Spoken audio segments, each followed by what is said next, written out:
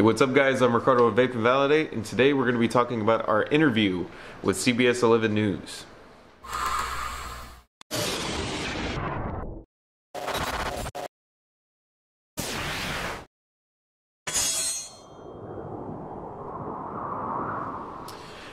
So we had already planned on doing a video about the new pre-filled flavored pod ban that's going into effect, and while we were discussing the video, CBS 11 News happened to walk in and wanted to do an interview talking about the same thing. So of course, we decided to go ahead and do it and try to spread some awareness. And we knew it was going to go one of two ways. One, they were going to say exactly what we had planned on saying and everything would have gone great. Or they were going to twist our words like they've done with a lot of other vape reports. As you can tell from what we're recording right now, it went the direction of the latter. So what we're going to be doing in this video is going through their news segment, talking about it together, kind of showing a few things to explain our side.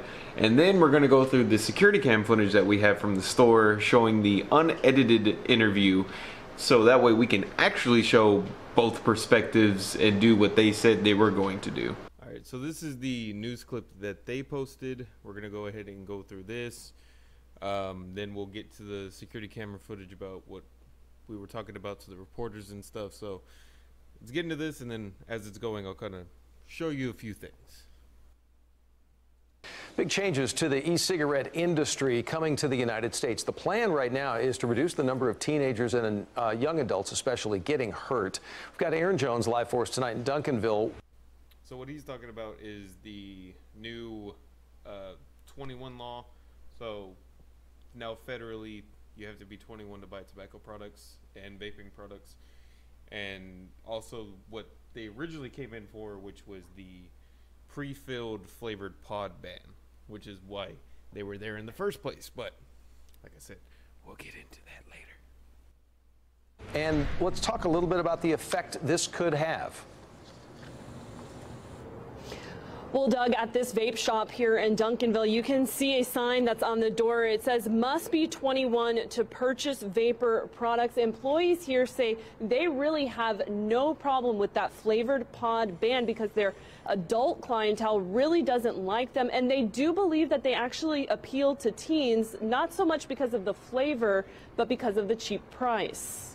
So when she said that our adult clientele doesn't like them, she was referring not to the flavors themselves, but the flavored pre-filled pods, which is true. Most of our customers prefer the refillable stuff. So just to specify. Inside pulmonologist Dr. Stephen Miller's office, patients are met with a stop vaping sign. It's not safe. Anyone that would say it's safe is just plain wrong. I think the data has shown that out. This week, no, it hasn't. The data has actually shown the exact opposite. So the study that we always link to, which is the Royal College of Physicians study from Public Health England, that shows that vaping is at least 95% safer or 95% less harmful than smoking. And even after all the deaths from the vitamin E acetate thing and the counterfeit THC cartridges, the Royal College of Physicians restated their opinion on it, and they said vaping is still far less harmful than smoking tobacco. Which all of those, or 77% of those affected reported vaping THC. 35% vaping THC only, the other 16% report not vaping THC, but the common link between all of them was vitamin E acetate, which is here. So this is the Center of Disease Control, so the CDC. This is their .gov page.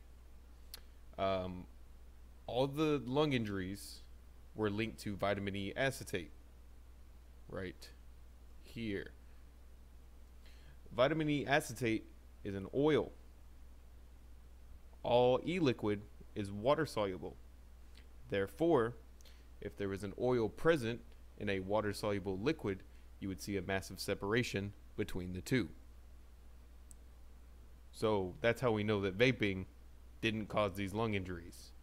Dallas County Health and Human Services reported its first teen vaping-related death. The person did have chronic underlying medical conditions. County Note that part. First death had chronic underlying medical conditions. Health officials say so far they've received 53 reports of people being hospitalized in their facilities with cases potentially associated with vaping. Almost half are under the age of 21, and more than 70% are males. Now the FDA has ordered the ban of mint, fruit, and dessert. And also notice they said that more than half are under the age of 21, not specifically saying under 18, which was at the time the federal law. Flavored closed cartridge pods due to their appeal to teens. Well, I think it is clearly the flavor, because that's what's brought groups of people to vaping that really would not have normally started it otherwise. And that's exactly why vaping has been successful with adult smokers, is because of the flavors. That's what probably he was trying to say. I'm assuming that the news kind of spun that a little bit. But as far as adults do prefer the flavors. But as far as teens go, I can go ahead and pull that one up. So this study done by NBC, or not study, the survey done by NBC, found that, where is it at? Of the approximately 72% of high school students who used flavored e-liquid cigarettes, mint was the most popular flavor. Which this doctor, specifically, Dr. Stephen Muller, has been shown by CBS 11 to state that flavors like gummy bear and bubblegum. This is the part of the marketing strategy that is appealing to kids. So you're saying flavors like gummy bear and bubblegum, but this one right here is saying that 72% of the students who are vaping prefer mint, which is not necessarily a fruity flavor or desserty flavor, which is what they're banning. They are banning mint as well, but this shows right here that students more prefer mint flavors, which is a more basic flavor. So flavors aren't the problem here. The things that created the problems were not just the flavors. It was more the other materials that were there. At Vaporized in Duncanville, which the other material would be the vitamin E acetate. Like I said, I'm assuming that he was probably mentioning the same information that we were. He just happened to get misquoted on what he was actually saying. So, store employees will tell you vaping is not for teens or even some adults. We've had plenty of customers who come in here and they want a vape for fun, and we turn them. All right, I'm gonna pause it for a sec. The reason is, why they make me look like I have a double chin? Look at that. I don't. Look. I don't. They just had to get that low angle. Everybody knows you got to go high angles. Got to get the proper representation of your subject. That offended me, but let's get back into it. Them away, because that's not what we're about. This is a safer alternative to cigarettes. So it's not safe. We are. You love the way they cut that? They get me sandwiched in between the doctor saying that vaping simply isn't safe, then get me to say vaping is a safer alternative to smoking, then go back to the doctor saying it simply isn't safe, which, again, I just showed the statistics for. Vaping is far less harmful than smoking cigarettes. Vaping has always been a form of tobacco harm reduction. It has never been simply safe. Like, we've never said it's safe. We always say it's safer. And it's exactly that. It's a form of tobacco harm reduction. So he's not technically wrong by saying that vaping isn't safe, but nothing is truly safe. The statistics have shown that you are more likely to die from an icicle than you are from vaping. you're more likely to die from an ostrich kick. You're more likely to die from a vending machine. We looked up a bunch of dumb facts because we planned on doing a video about it. We never did, but I have them somewhere. I can pull up. I'll end up linking it in the description of all the funny statistics of people dying from dumb things. But all these things you're far more likely to die than from vaping. Loosening up a little bit about our folks that smoke to use it as a smoking cessation tool, if they're going to use it as a means to stop. So it's exactly what he said right there. We use it as a smoking cessation tool in order to help people curb the cravings for smoking cigarettes. And that's simply all vaping is. So again, technically, he wasn't wrong in what he said. Everything was just twisted to make it sound like it was some bastardized version of what we were talking about. And so the FDA has not said exactly when this ban will go into effect. One concern that we heard from some people tonight is that once it does, they're worried that people will start producing these counterfeit flavored pods, which we've seen can be detrimental to your health. Reporting live in Duncanville. And that's what I had talked to her. You'll see that in the security cam footage. What I was talking about to her was the fact that we're not really going to get affected by the flavor pod ban. We never really carried them in the first place because our customers don't really like them. They prefer the refillable pods. And also I was saying that this is all in response to the black market THC cartridges, which the reason people were going for those is because they cannot get legal versions that are regulated by the government. So they have to go to their, corner street dealer and find somebody who has these THC cartridges, which they decided to cut them with the vitamin E acetate, which is what was getting people sick. So in response to that, they outlaw something else that has nothing to do with it, which is just going to create another black market, which is going to make it even more harmful, and people are still going to buy it. It's like, how are you people not realizing this, that in response to a black market situation, you're creating another black market? Like, congratulations. Yeah, you're really going to help a lot. Okay, so now that we're done with the news clip, this is the security cam footage. This is right when they walked in. Bear in mind, I was helping out a buddy of ours at the time, setting up a new unit. So in our shop, we are a 21 plus shop. We are a small, family owned business. So we are allowed to say whatever we choose to. Most of our customers are our buddies. We all have, pretty much every one of our customers are regulars. So we get really good relationships with them, and we talk the way we would normally talk to our friends. So just bear that in mind. There's going to be a lot of profanity. So let's go ahead and get into it. Doesn't matter to me. Doesn't make sense. Did you want to get the board? Yeah.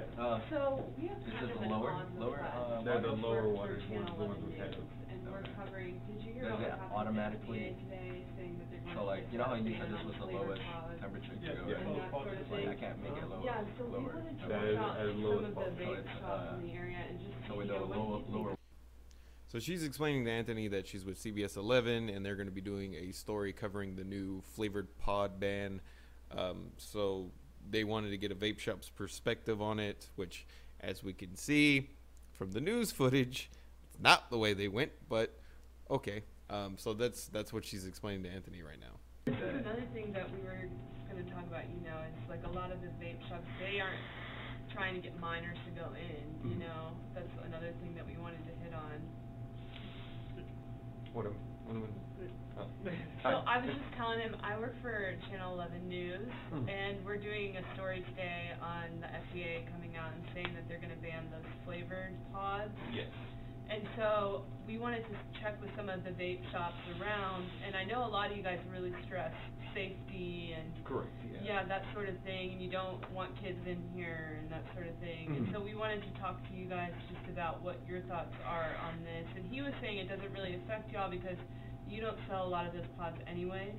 Yes, so the majority of what the FDA is trying to ban is the kid the stuff. jewel pods and Yeah. stuff.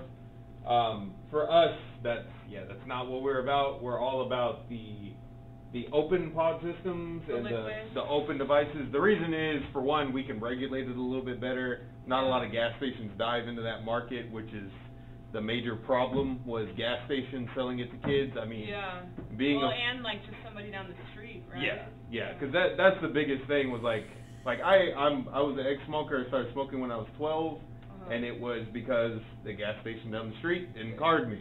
So it was just get your stuff, get out. With us, this is all regulated by us. That's why, like, every time the FDA tries to put something into effect, I'm like, cool, we've been doing that for like 3 years now. Thank you. Well, appreciate you it. would be the perfect person to talk to you, and he was saying that as well. So do you mind if we do a quick interview with you? Let me ask the owner, just in case. I'll see. This was really just me telling Paul, like, hey, these guys are coming in here. I really don't want them to twist my words. Which, of course, they didn't, but they found a way to mess it up in the long run anyway. It's about the alternative. And it's not about what is more dangerous. There's no danger involved. Unless you're buying from like the neighbor down the street that's making it himself, right? No. That's the biggest thing, was by whenever they first talked about introducing a flavor ban across the entire industry, it's all you are going to do is create another black market, which was the problem in the first place. So it's like, are you really helping? The media has really misconstrued things where it's like, oh, these people are getting sick. They're not. They were getting sick. They're hospitalized. Some in coma-induced situations and stuff, but it's because of black market. And instead of catching a felony and saying, oh yeah, well, it was vaping, not really black market THC cartridges. And so I don't want to get in trouble, especially if they're interviewing me. I'm going to take the safe route and say it's from vaping. Technically it's vaping, but you were vaping something that was black market. Which is how we got in trouble in the first place. Was a lot of teams didn't want to admit that they had these THC cartridges. Right. And so it's far behind. So do a lot of y'all's products, do you have that analysis that you're talking about? Everything that we currently carry has been regulated by the FDA since 2017. Right, and so, but we're talking about two different things here. We're talking about THC, or are we talking about, because in vaping, there is no vitamin B acetate at all. It's PG, BG, and flavoring. That's it, and nicotine, and that's it. Which that's another thing that we kind of laughed at whenever they talked about the vitamin E acetate. All of our e-liquids are water soluble. Therefore, if there was any vitamin E oil present, you would see a massive separation in the liquid. So, therefore, we can't possibly have the vitamin E oil in our liquid, or you would know. So, that's why it was like, we knew immediately it wasn't the vaping industry. It was.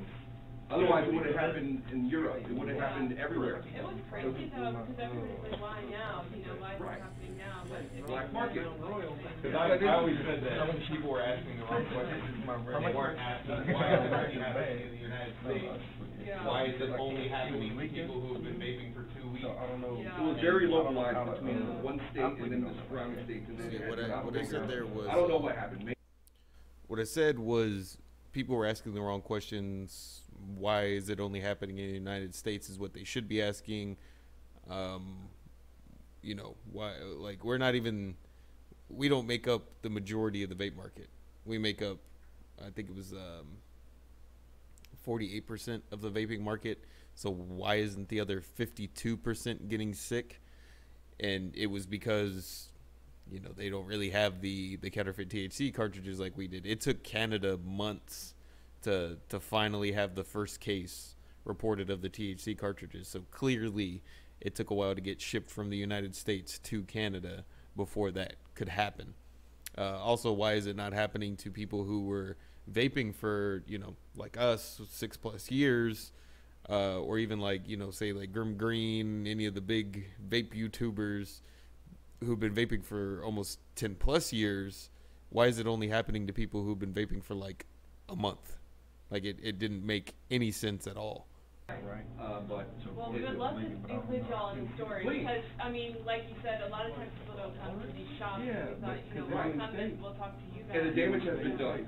I mean, in the last 5 months, business has drastically dropped. We only did one, maybe half to a third of what we usually do. And it's hurting, and we're staying alive by other means. And we don't know if they're going to ban flavors, because if they do, 99% of the flavors are Well, going to they be gone. said they're banning the flavor pods, but not the liquid. Yes. So yeah, like he said, we have seen a significant drop in business. We do, for a while there, we were doing maybe a third of the business we normally did. In order to supplement some income, we started pushing CBD a little bit more. We've been carrying CBD for a few years now, but this was like the official like big push that we did for CBD, and that kind of supplemented our income a little bit. That's why we're able to stay alive. I have Ricardo here. He's going to be speaking on behalf of us, and he runs a vaping channel called Vaping Validate on YouTube. He's pretty well spoken. That's our whole thing, was just making knowledge as accessible to people as possible. Yeah. Because there is a lot of false narratives going around. What's the YouTube channel on our It's Vape and Validate. We actually have a... VACE? Yes.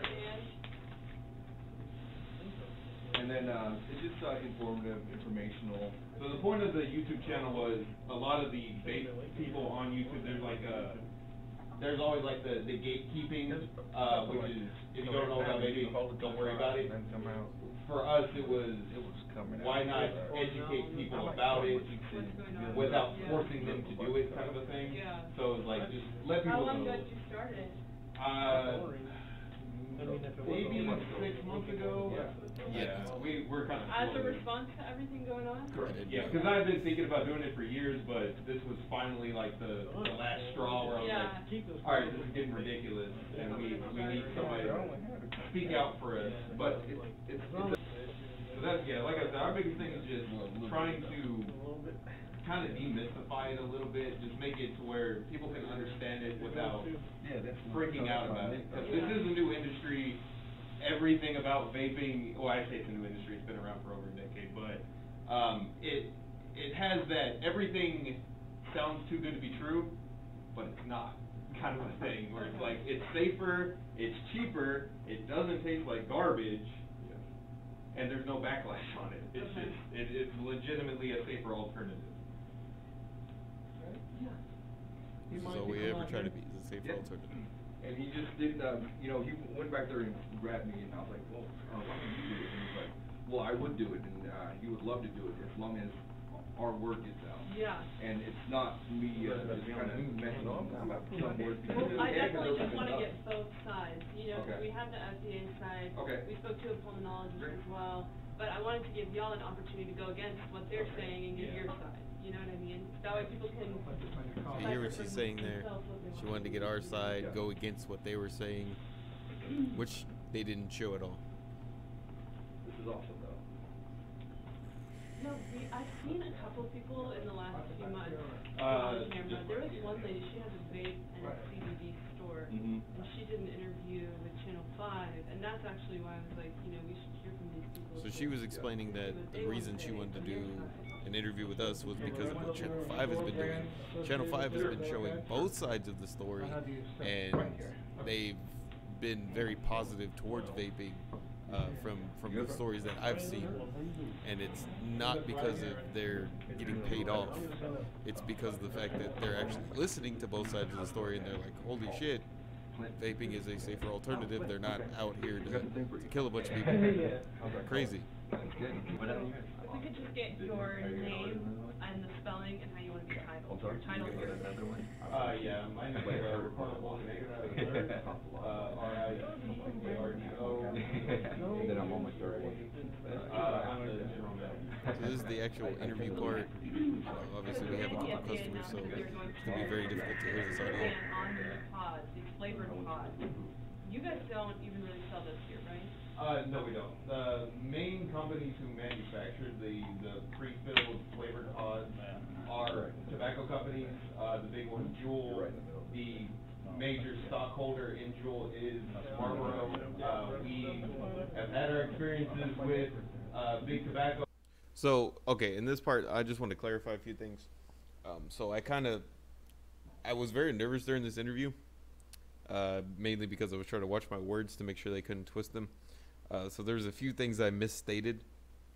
So technically, Juul is owned by Marlboro, but they're not owned by Marlboro itself. They're owned by, or the major stockholder is Altria, which is a subsidiary company for Marlboro, which I don't know if you guys can see that. I'll post these links in the description. But you know, Juul is major stockholder is Altria. View's major stockholder is British American Tobacco, R.J. Reynolds. And then for Blue, I said the major stockholder is Camel, which I was incorrect. The major stockholder is Lorillard, which is the manufacturer for Newport. So that's the one thing I truly got wrong, was I said Camel. Like I said, I was very nervous during this interview, but just wanted to clarify that. When we try to step away as much as possible, there's other companies such as Views, which is owned by British American Tobacco, and then Blue, which is mainly owned by Camel. Like I said, we had our experiences with big tobacco. We just like to not give them any more of our money. So if you could say the #1 reason why you guys don't want to sell those pods, what would it be? It would be just because of the fact that cigarette companies have proven time and time again that they care less about our health and more about lining their pocketbooks. So instead, what do you guys mainly sell here? We mainly carry companies that are former smokers who have started in the vaping industry. Everything we carry has been regulated by the FDA since 2017. We make sure that I guess I got to clarify that too. So, most of the companies that we carry were created by former smokers looking to help other people. I've stated this in a few videos in the past, but just want to reiterate it here. That's what I meant to get at. Company we carry shows us the certificate that shows that they're all made in an isolab. Isolab is just a very clean, stable environment where there's no particulate added to the liquid. They know exactly what goes in there, recipes and everything, so we can tell our customers without any doubt exactly what's in front of them. So overall, what do you think about the ban then? The ban, I don't think it's really going to do anything. As statistics have shown, they're banning everything except tobacco and menthol pods, which statistics have shown time and time again that when kids do a cigarette or a cigarette alternative, they tend to go for tobacco or menthol because that's what their parents smoke or that's what they're comfortable with, whatever smoke. So Which I guess technically I was wrong on that. And so you guys have a big effort, I saw here, They to go make after sure mint, that which kids is aren't pretty close coming to in. menthol. Correct. Yeah. Since we started, the whole thing has been ID, make sure everybody in here needs to be in here. We've had plenty of customers who come in here and they want a vape for fun, and we turn them away because that's not what we're about. This is a safer alternative to cigarettes. You're not addicted to cigarettes. There's no point in getting on in the first place. So you notice, Okay, I don't know if you caught that tail end. What I said was, vaping is first and foremost a healthier alternative to cigarettes. If you're not addicted to cigarettes, don't vape. There's no point in getting addicted to nicotine in the first place. Of course, they cut that out. And they went straight with the sandwich him in between the doctor to kind of discredit him. But it's okay. It's okay.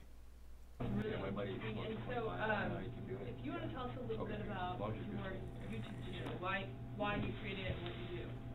We started a YouTube channel called Vaping Validate.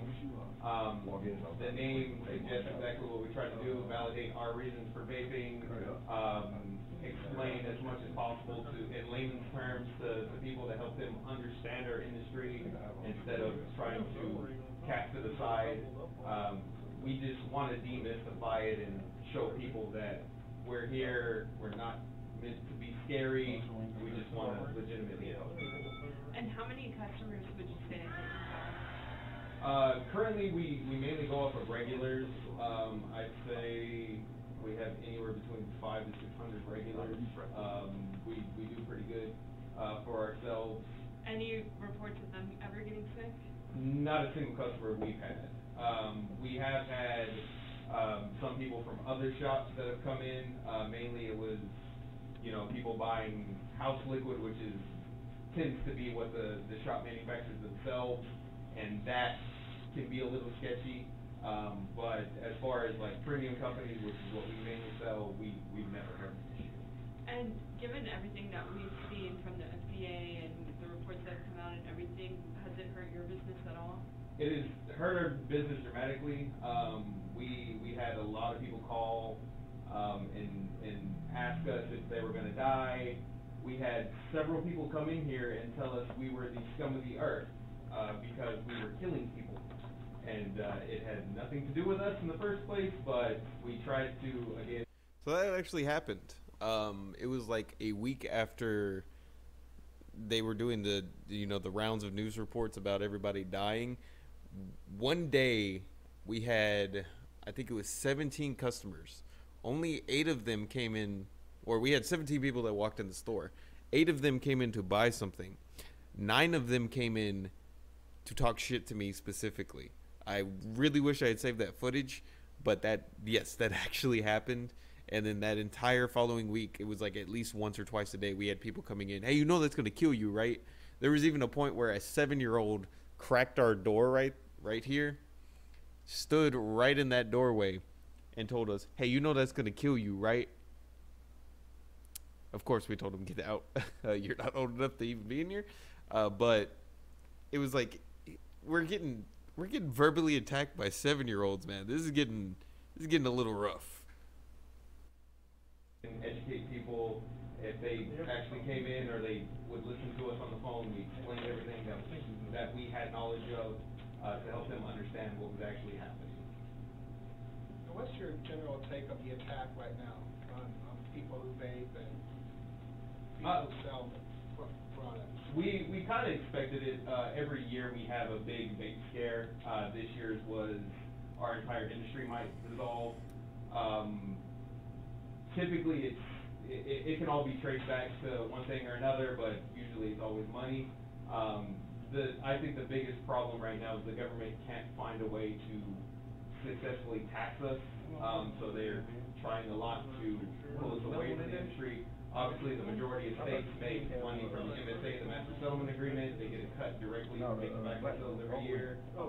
We don't have that agreement, and therefore we don't have to dump them a bunch of money. So it's all understandable, especially like California. California is the one state that's actually trying to ban the industry flat out. They banned it in Los Angeles County, San Francisco County currently, and it's because they're the state that gets most of the money.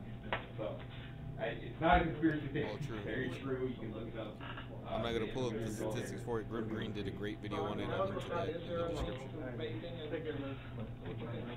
So as far as that goes, the big study that came out was from the World College of Physicians in the UK. They're the most world-renowned medical group. They were the medical group that originally linked lung cancer and cigarette usage. And after their study, they found 95 to 96% of traditional tobacco cigarettes. As far as cancer-causing carcinogens, they said it was closer to 97 to 98%. So, like I said, the whole industry, the entire point of vaping is to be a safer alternative to cigarettes. There is still a danger present, but it is significantly reduced from smoking cigarettes, which is our point. Thank you so much. Very knowledgeable. Thanks. It mainly came with the YouTube channel. Yeah. So where are and you guys are obviously doing responsible here, but who are the people selling to minors and mainly it's convenience stores.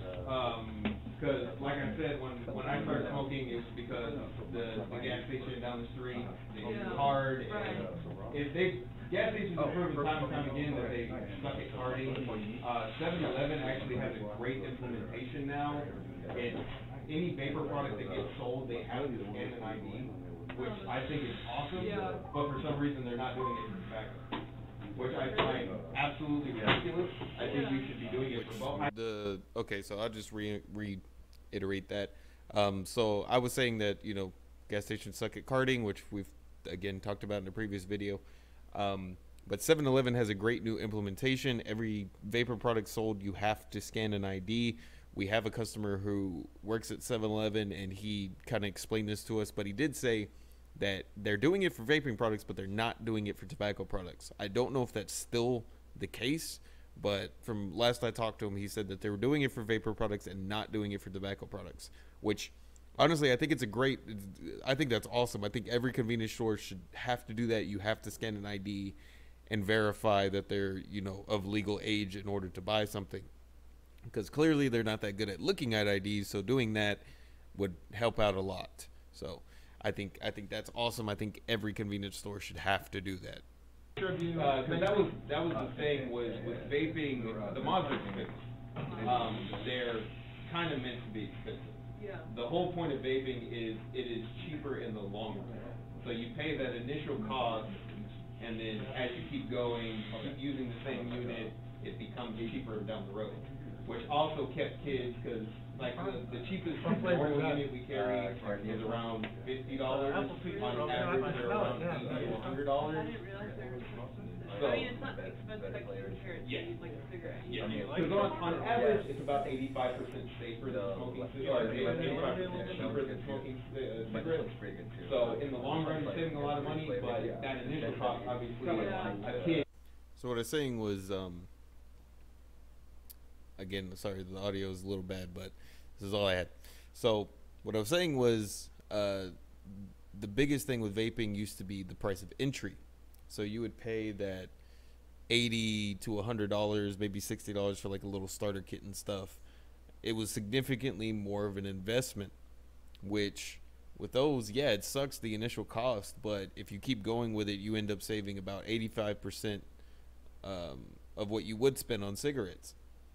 So it's a lot cheaper in the long run. It's just that initial cost that gets you, which is also what prevented kids from getting them, because, you know, 60 or now 50, so like $50 to $120 is ridiculous for, you know, a kid. They can't afford that.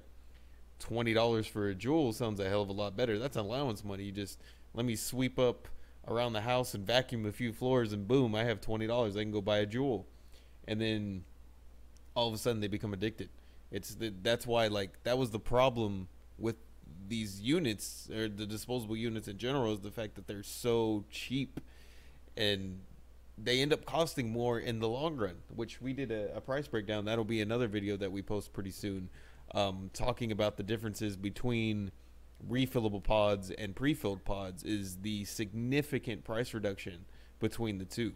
But it's just that cheap initial cost that attracts people, but they don't realize that you're going to be spending a hell of a lot more in the long run.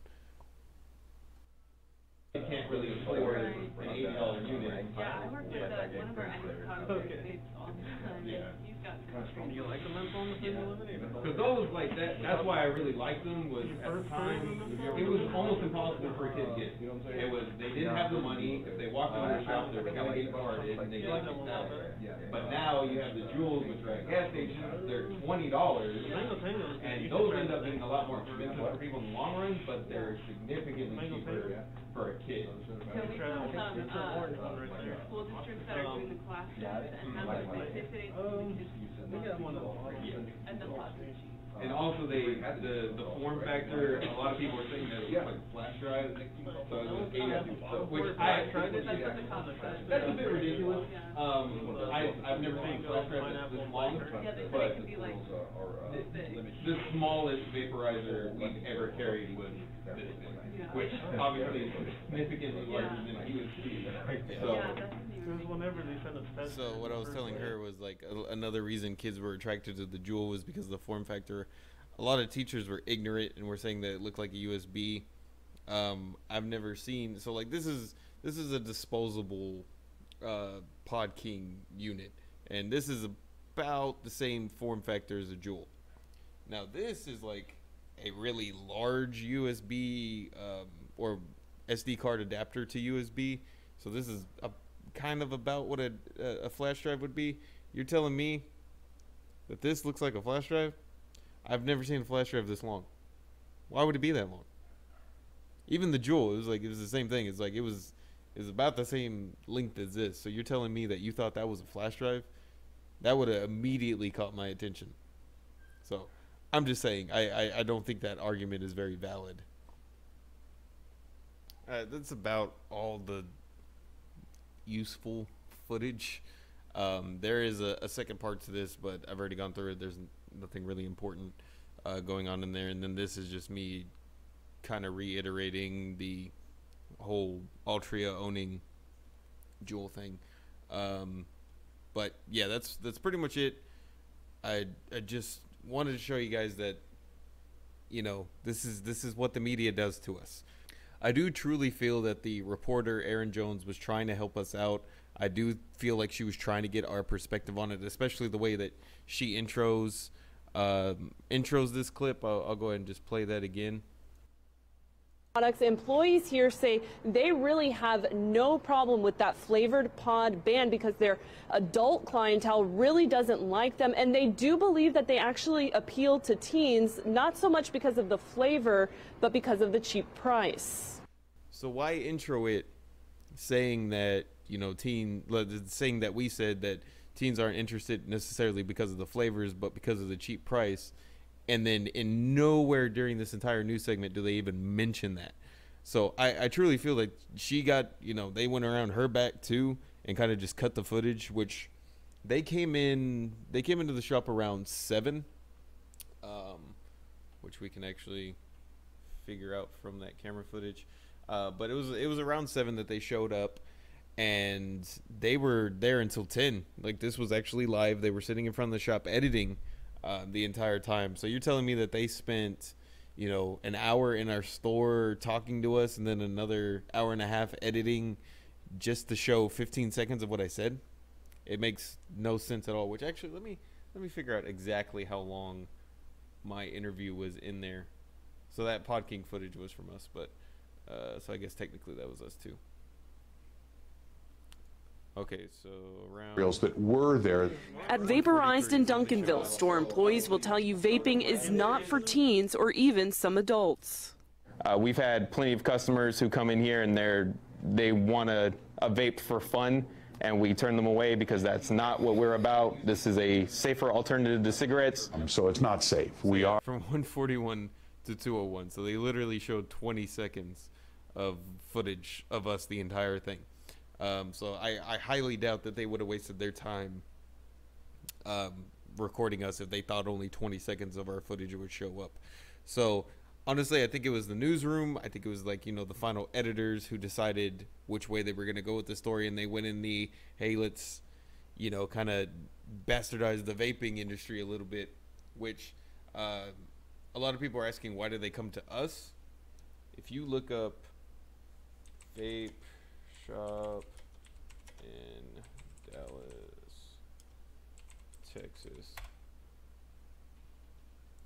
So there's a few shops that pop up.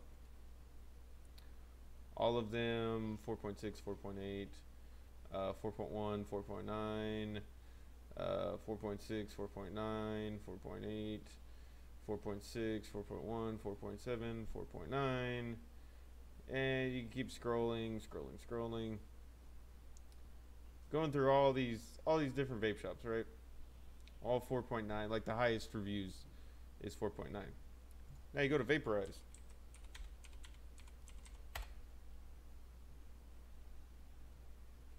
We got a 5-star with 195 reviews. Not bragging, I'm just saying. I feel the reason they went to us was because we have the highest rating in the area. So I feel like if their thought process was, hey, if we can go to them and discredit them, we can discredit everybody. They clearly have the highest reviews. That's the reason I feel like they came to us in the first place. So now we've gone through everything. And what have we learned from this experience? Absolutely nothing. It kind of just proved every doubt I've ever had about the media. They're going to spin the report in whatever way they feel necessary to create their narrative. This is exactly what we had anticipated was going to happen. So now that we've gotten this video out of the way, look forward in a few days to seeing our actual video on the flavored pod ban. Thank you guys for watching. As always, if you have any questions, you can ask them in the comments down below or email us at vapeandvalidate@gmail.com, and you might just see them in a future video. But if you enjoyed this video, go ahead and hit like and make sure to subscribe to stay up to date with our content to help you make decisions towards a better vaping lifestyle. I'm Ricardo with Vape and Validate, and we'll see you next time.